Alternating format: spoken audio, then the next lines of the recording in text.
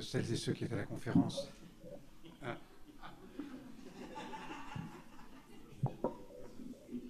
C'est parce qu'il n'y avait pas de retour, c'est pour ça. Ah voilà, ça va mieux, oui. Donc, celles et ceux qui étaient à la conférence connaissent, ont repéré Kamel Zekri. C'est avec Sharif Andourak. Ils vont nous proposer ce spectacle Sous la peau, donc inspiré des textes de ce grand écrivain à la fois antillais et algérien qui s'appelle Frantz Fanon. C'est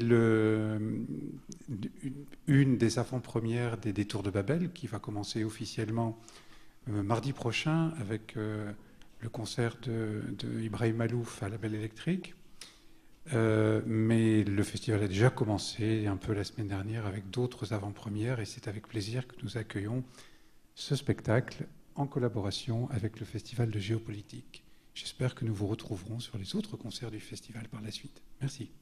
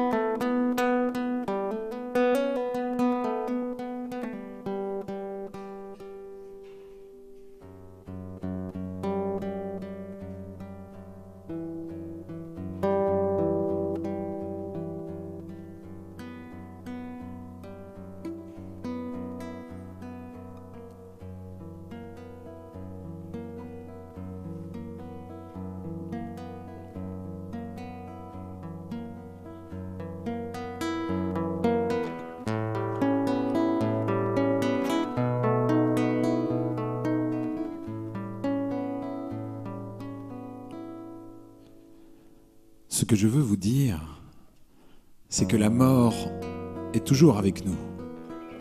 Et l'important n'est pas de savoir si l'on peut l'éviter, mais si l'on fait, pour les idées qui sont les siennes, le maximum.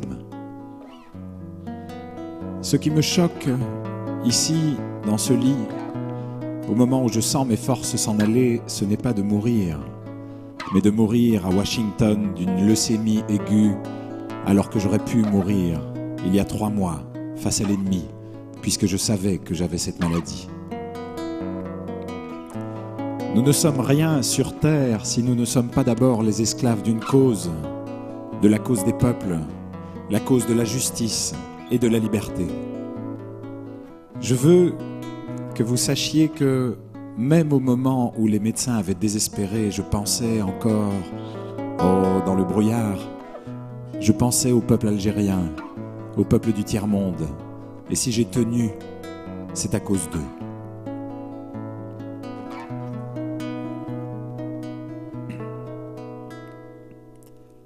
L'homme est mouvement vers le monde et vers son semblable. Mouvement d'agressivité qui engendre l'asservissement ou la conquête. Mouvement d'amour, don de soi, terme final de ce qu'il est convenu d'appeler l'orientation éthique. L'amour vrai, réel, vouloir pour les autres ce que l'on espère pour soi, quand cet espoir intègre les valeurs permanentes de la réalité humaine, requiert la mobilisation d'instances psychiques fondamentalement libérées des conflits inconscients. Si Aimé Césaire revendique tant sa couleur noire, c'est qu'il ressent bien une malédiction. Est-ce que les Blancs revendiquent la leur? En chacun de nous, il y a une potentialité blanche. Certains veulent l'ignorer ou plus simplement l'inverse. Je suis blanc, c'est-à-dire que j'ai pour moi la beauté et la vertu qui n'ont jamais été noires. Je suis de la couleur du jour. Je suis noir. Je réalise une fusion totale avec le monde, une compréhension sympathique avec la Terre, une perte de mon moi au cœur du cosmos et le blanc quelque intelligent qu'il soit, ne saurait comprendre Armstrong et les chants du Congo. Si je suis noir, ce n'est pas à la suite d'une malédiction, mais c'est parce que, ayant tendu ma peau, j'ai pu capter tous les effluves cosmiques. Je suis une goutte de soleil sous la terre. L'histoire de Mactar. Mactar s'adresse à une petite dactylographe, toute bête, mais qui possède la valeur la moins discutée, elle est presque blanche. La grande audace, la première peut-être qu'un nègre ait osé commettre.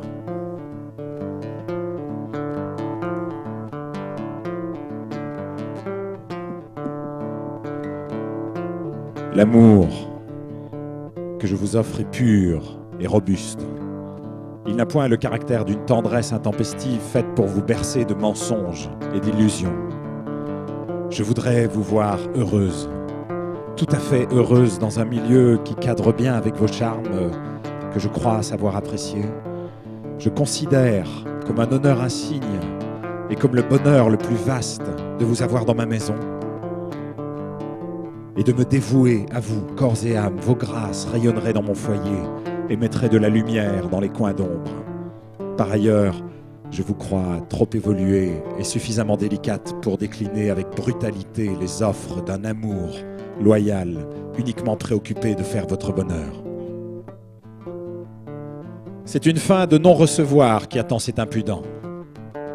La mulâtresse trouve que cette lettre est une insulte, un outrage fait à son honneur de fille blanche. Ce nègre est un imbécile! Ce nègre est un imbécile! Ce nègre est un imbécile! Un bandit, Ce nègre est un un imbécile! balafré qui a besoin d'une leçon. Ce nègre est un imbécile! Les peaux blanches ne sont pas pour Bougnoun. Ce nègre est un imbécile! Ce nègre est un imbécile! Ce nègre... La honte.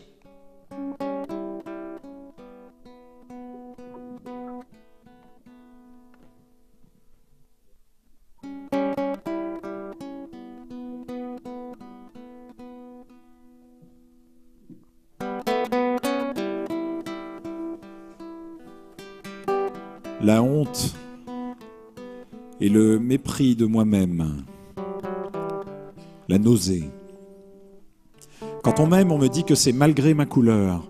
Quand on me déteste, on ajoute que ce n'est pas à cause de ma couleur. Ici ou là, je suis prisonnier du cercle infernal. Tout le monde l'a dit, l'altérité pour le noir n'est pas le noir, mais le blanc.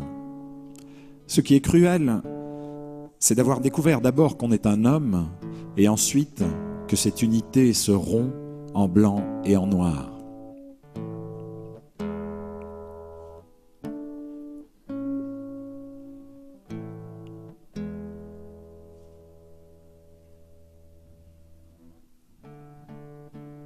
Eya.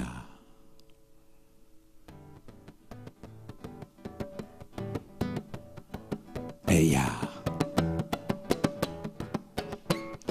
Le Benga baragouine le message cosmique.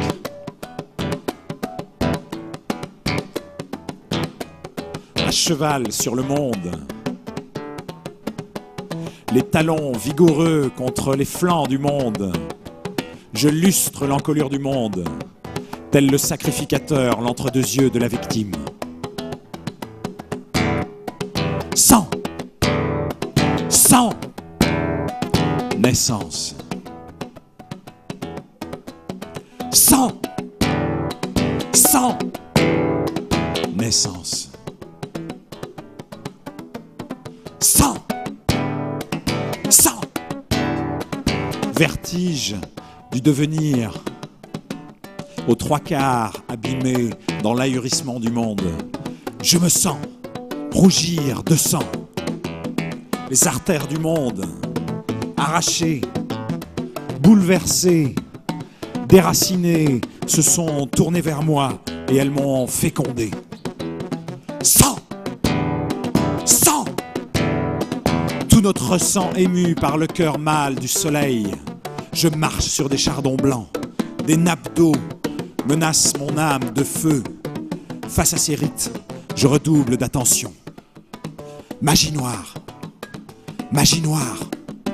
sabbat, orgie, cérémonie païenne, gris-gris.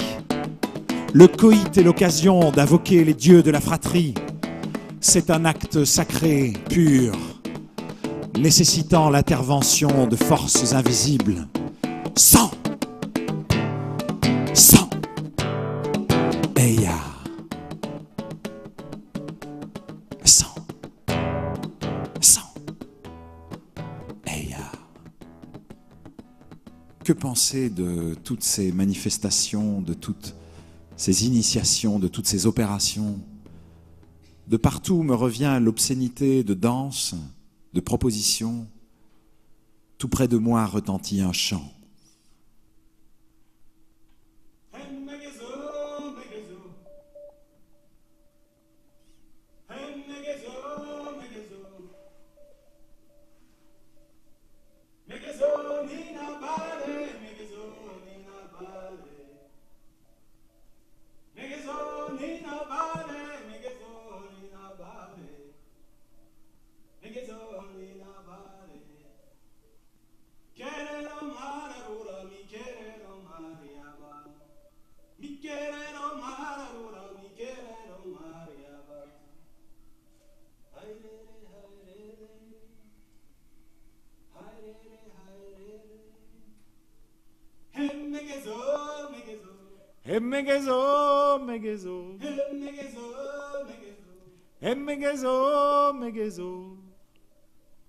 L'homme est un oui vibrant aux harmonies cosmiques. La conscience morale implique une sorte de scission, une rupture de la conscience avec une partie claire qui s'oppose à la partie sombre. Pour qu'il y ait morale, il faut que disparaisse de la conscience le noir, l'obscur, le nègre. Donc, un nègre combat à tout instant son image. Voici en effet ce qui se passe. Comme je m'aperçois que le nègre est le symbole du péché, je me prends à haïr le nègre. Mais je constate que je suis un nègre. Pour échapper à ce conflit, deux solutions. Ou bien je demande aux autres de ne pas faire attention à ma peau, ou bien au contraire, je veux qu'on s'en aperçoive. J'essaie alors de valoriser ce qui est mauvais puisque, irréflexivement, j'ai admis que le noir était la couleur du mal. Pour mettre fin à cette situation névrotique, où je suis obligé de choisir une solution malsaine, conflictuelle, nourrie de fantasmes antagonistes inhumaines, enfin, je n'ai qu'une solution. Survoler ce drame absurde que les autres ont monté autour de moi, écarter ces deux termes qui sont pareillement inacceptables et, à travers un particulier humain, tendre vers l'universel. Quand le nègre plonge, autrement dit descend, il se produit quelque chose d'extraordinaire.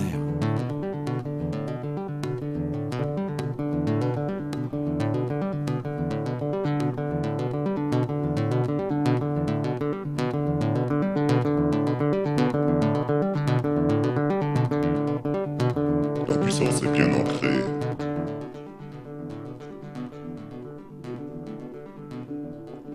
Acquis.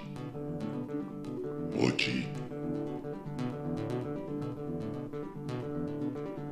Et mes mains baignent dans des prières de clairin.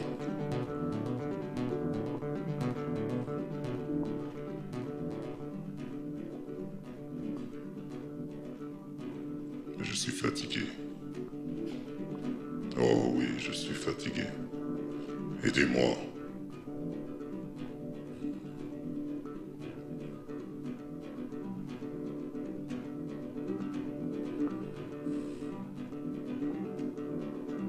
Et me voici, aveuglé. Et me voici, effaré. Effaré de moi-même.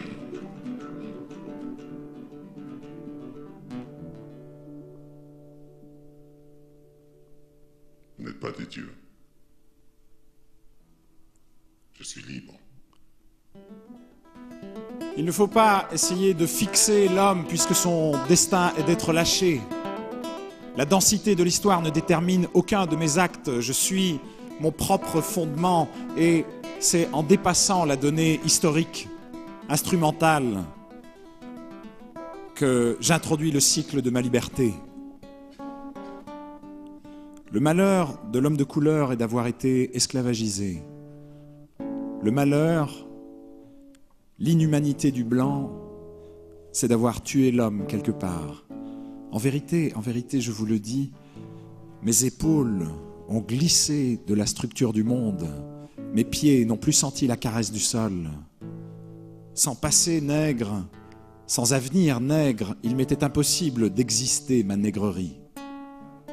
Pas encore blanc, plus tout à fait noir, j'étais un damné.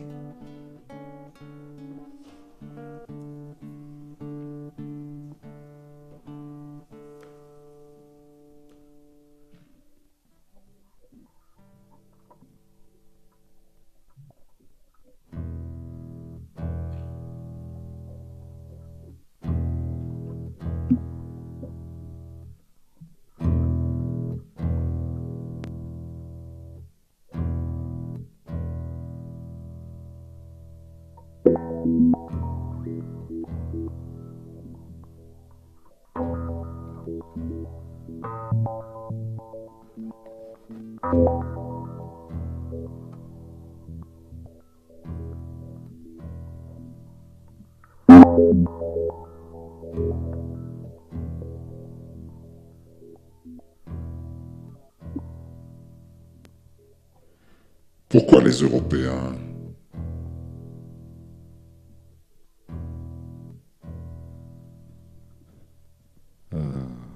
Pourquoi les Européens naufragés furent accueillis à bras ouverts? Pourquoi l'Européen, l'étranger, n'est jamais conçu comme ennemi? Au lieu de le faire en partant de l'humanité, de la bienveillance, de la politesse, très fondamentaux de ce que Césaire appelle les vieilles civilisations courtoises, on nous explique que c'est tout simplement parce qu'il y avait inscrit dans les hiéroglyphes fatidiques, l'inconscient en particulier, quelque chose qui du blanc faisait le maître attendu. L'inconscient. Nous y voilà. Quand un nègre me raconte le rêve suivant,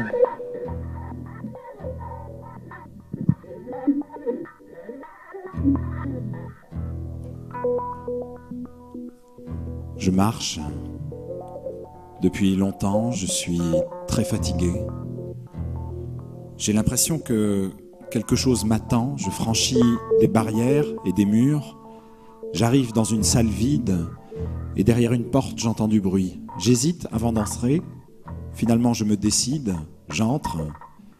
Il y a dans cette deuxième salle des blancs. Je constate que moi aussi, je suis blanc.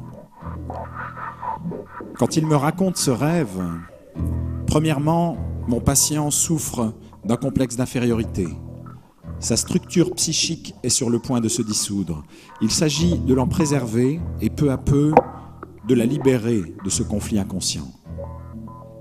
Deuxièmement, s'il se trouve à ce point submergé par le désir d'être blanc, c'est qu'il vit dans une société qui tire sa consistance du maintien de ce complexe. Dans une société qui affirme la supériorité d'une race. C'est dans l'exacte mesure où cette société lui fait des difficultés qu'il se trouve placé dans une situation névrotique. On ne peut résolument avancer que si l'on prend d'abord conscience de son aliénation. Le noir est un homme noir, c'est-à-dire qu'à la faveur d'une série d'aberrations affectives, il s'est établi au sein d'un monde d'où il faudra bien le sortir. Oui, il faudra libérer l'homme de couleur de lui-même. Alentour, le blanc. En haut, le ciel s'arrache le nombril. La terre crisse sous mes pieds et partout un champ blanc, blanc. Toute cette blancheur qui me calcine. Je m'assieds au coin du feu et je découvre ma livrée.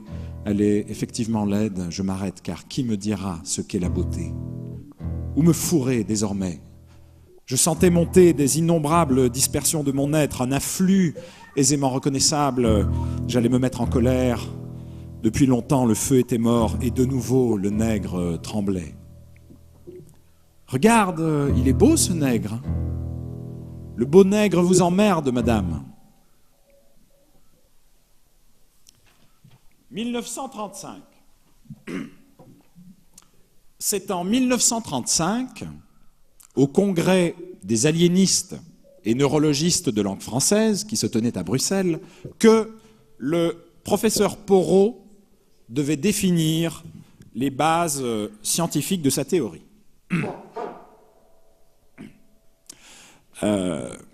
Discutant le rapport de Baruch sur l'hystérie, signalons que l'indigène nord-africain, dont les activités supérieures et corticales sont peu évoluées, est un être primitif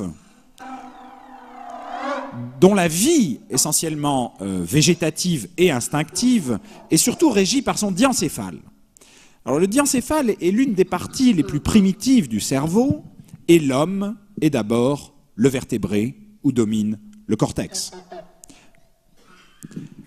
Or, la vie de l'indigène nord-africain est dominée par les instances diencéphaliques. Cela revient à dire que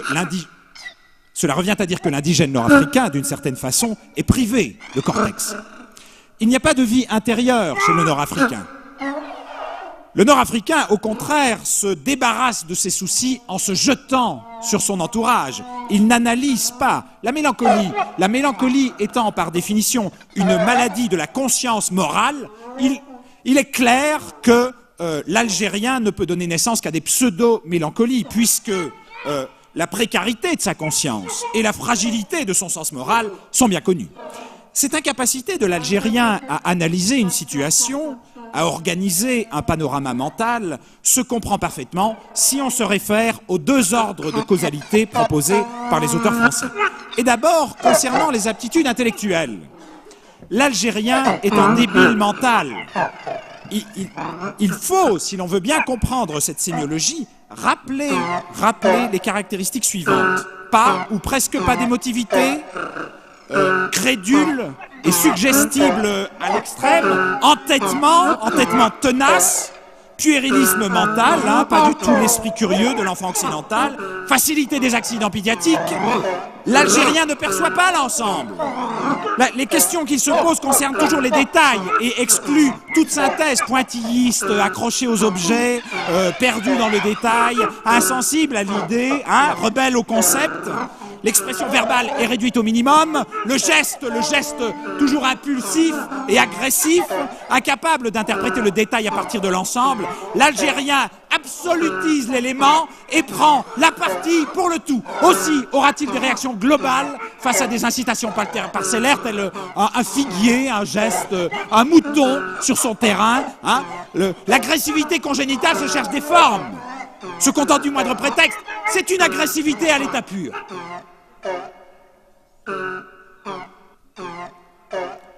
1935.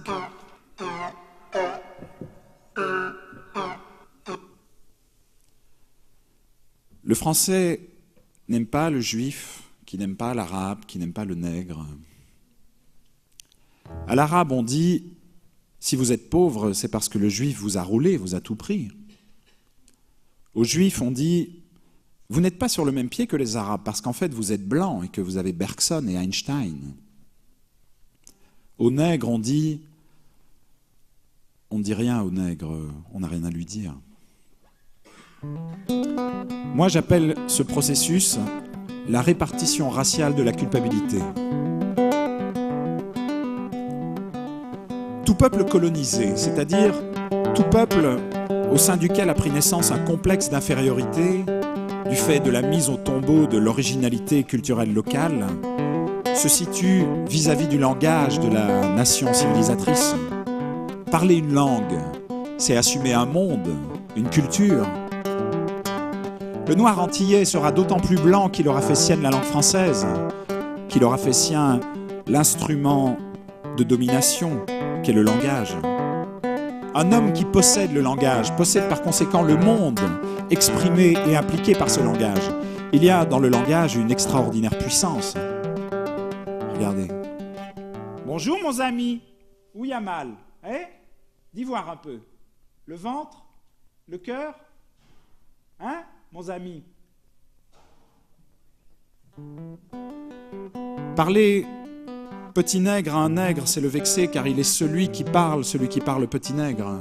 Non. Parler petit nègre, c'est enfermer le noir.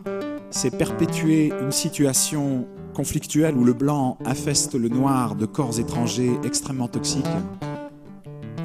Il y a un peu plus d'1 an, à Lyon, après une conférence où je traçais un parallèle entre la poésie noire et la poésie européenne, de ce camarade métropolitain me disant chaleureusement « Au fond, tu es un blanc ».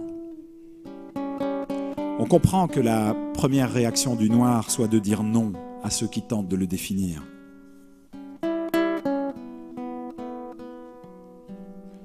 J'ai senti naître en moi des lames de couteau. Je pris la décision de me défendre. En bon tacticien, j'ai voulu rationaliser le monde, montrer aux Blancs qu'il était dans l'erreur. Aujourd'hui, je ne sais plus qu'une chose, c'est que le nègre est homme pareil aux autres, un homme comme les autres, et que son cœur, qui ne paraît simple qu'aux ignorants, est aussi compliqué que peut l'être celui du plus compliqué des Européens. Le racisme n'est qu'un élément d'un plus vaste ensemble, celui de l'oppression systématisée d'un peuple. On assiste à la destruction des valeurs culturelles, des modalités d'existence, le langage, l'habillement, les techniques sont dévalorisées. Les nations qui entreprennent une guerre coloniale ne se préoccupent pas de confronter les cultures. La guerre est une gigantesque affaire commerciale et toute perspective doit être ramenée à cette donnée. L'asservissement, au sens le plus rigoureux, de la population autochtone est la première nécessité. Le panorama social est déstructuré, les valeurs bafouées, écrasées, vidées. Cette culture, autrefois vivante et ouverte sur le monde, se ferme, figée dans le statut colonial, prise dans le carcan de l'oppression. La momification culturelle entraîne la momification de la pensée individuelle. Le reproche de l'inertie constamment adressée à l'indigène est le comble de la mauvaise foi. Comme s'il était possible à un homme d'évoluer autrement que dans le cadre d'une culture qui le reconnaît et qu'il décide d'assumer. Si, à un moment, la question s'est posée pour moi d'être effectivement solidaire d'un passé déterminé, c'est dans la mesure où je me suis engagé envers moi-même et envers mon prochain à combattre de toute mon existence, de toute ma force, pour que plus jamais il n'y ait sur terre de peuples asservis. Il ne faut pas seulement combattre pour la liberté de son peuple, il faut remonter le chemin de l'histoire de l'homme, damné par les hommes, et provoquer, rendre possible la rencontre de son peuple avec des autres hommes. Et seul le combat peut réellement exorciser ces mensonges sur l'homme qui infériorisent et littéralement mutilent les plus conscients d'entre nous.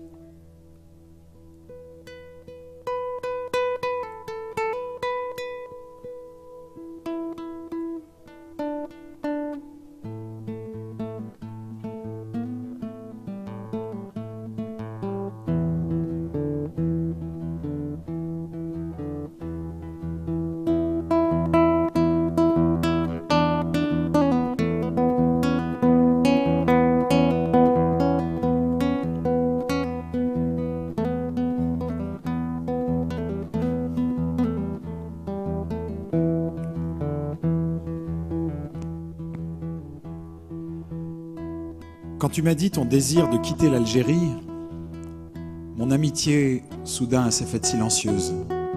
Certes, des images surgies, tenaces et décisives étaient à l'entrée de ma mémoire. Je te regardais et ta femme à côté. Tu te voyais déjà en France. De nouveaux visages autour de toi, très loin de ce pays où, depuis quelques jours, les choses décidément ne vont pas bien. Tu me l'as dit, l'atmosphère se gâte. Il faut que je m'en aille. Ta décision, sans être irrévocable parce que tu l'avais exprimée, progressivement prenait forme. Ce pays, inexplicablement hérissé, les routes qui ne sont plus sûres, les champs de blé transformés en brasiers, les Arabes qui se font méchants. On raconte. Les femmes seront violées. Les testicules seront coupés, fichés entre les dents. Rappelez-vous Sétif. Voulez-vous un autre Sétif? Ils l'auront, mais pas nous. Tu m'as dit tout ça en riant. Mais ta femme ne riait pas. Et derrière ton rire, j'ai vu. J'ai vu ton essentielle ignorance des choses de ce pays. Des choses que je t'expliquerai. Peut-être partiras-tu, mais dis-moi, quand on te demandera « Que se passe-t-il en Algérie ?» que répondras-tu? Quand tes frères te demanderont « Qu'est-il arrivé en Algérie ?» que leur répondras-tu? Quand on voudra comprendre pourquoi tu as quitté ce pays, comment feras-tu pour éteindre cette honte que déjà tu traînes? Cette honte de n'avoir pas compris, de n'avoir pas voulu comprendre ce qui, autour de toi, s'est passé tous les jours. 8 ans durant, tu fus dans ce pays. Et pas un morceau de cette énorme plaie qui t'ait empêché. Et pas un morceau de cette énorme plaie qui t'ait obligé de te découvrir enfin tel. Inquiet de l'homme, mais singulièrement pas de l'arabe. Soucieux, angoissé, tenaillé, mais en plein champ, ton immersion dans la même boue, dans la même lèpre, car pas un Européen qui ne se révolte, ne s'indigne, ne s'alarme de tout, sauf du sort fait aux Arabes. Arabes inaperçus. Arabes ignorés. Arabes passés sous silence. Arabes subtilisés, dissimulés, Arabes quotidiennement niés, transformés en décors sahariens, et toi, mêlé à ceux qui n'ont jamais serré la main à un Arabe, jamais bu le café, jamais parlé du temps qu'il fait avec un Arabe. À tes côtés, les Arabes, écartés les Arabes, sans effort, rejetés les Arabes, confinés les Arabes, villes, indigènes, écrasés, villes d'indigènes endormis. Il n'arrive jamais rien chez les Arabes. Toute cette lèpre sur ton corps. Tu partiras. Mais toutes ces questions sans réponse. Le silence conjugué de 800 000 Français, ce silence ignorant, ce silence innocent, et 9 millions d'hommes sous ce linceul de silence. Je t'offre ce dossier afin que nul ne meure, ni les morts d'hier, ni les ressuscités d'aujourd'hui. Je veux ma voix brutale, je ne la veux pas belle, je ne la veux pas pure, je ne la veux pas de toute dimension. Je la veux de part en part déchirée, je ne veux pas qu'elle s'amuse, car enfin je parle de l'homme et de son refus, de la quotidienne pourriture de l'homme, de son épouvantable démission.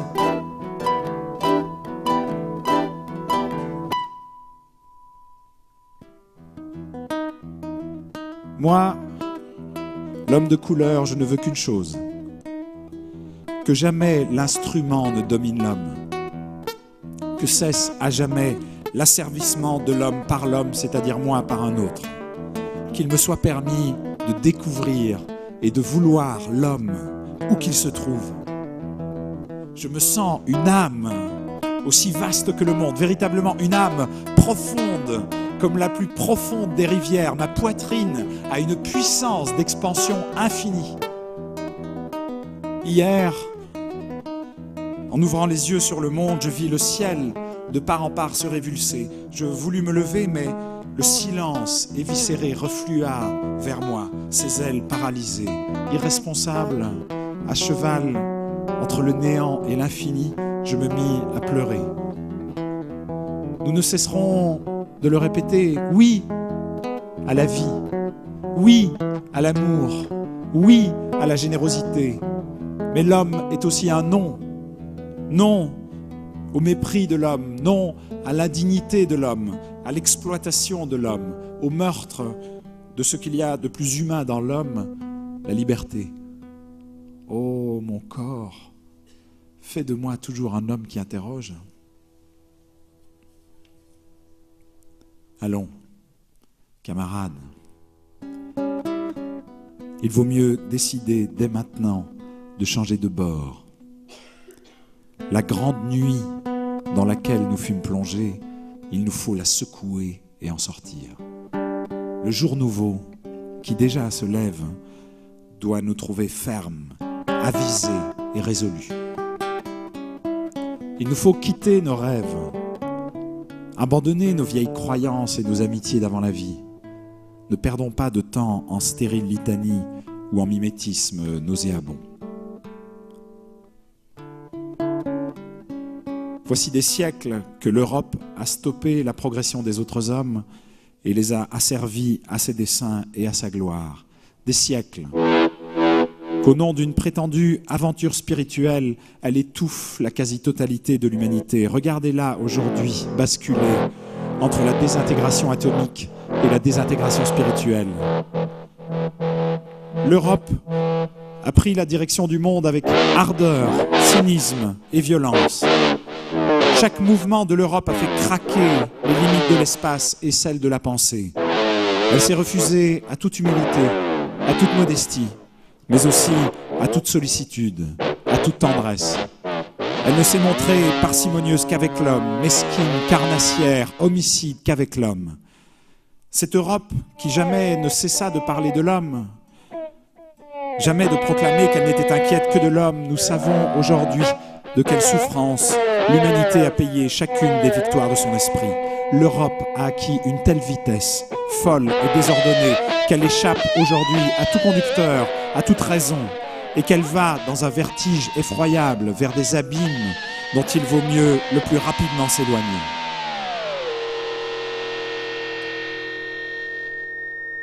Il s'agit, pour le tiers-monde, de recommencer une histoire de l'homme qui tienne compte à la fois des thèses, quelquefois prodigieuses, soutenues par l'Europe, mais aussi des crimes de l'Europe,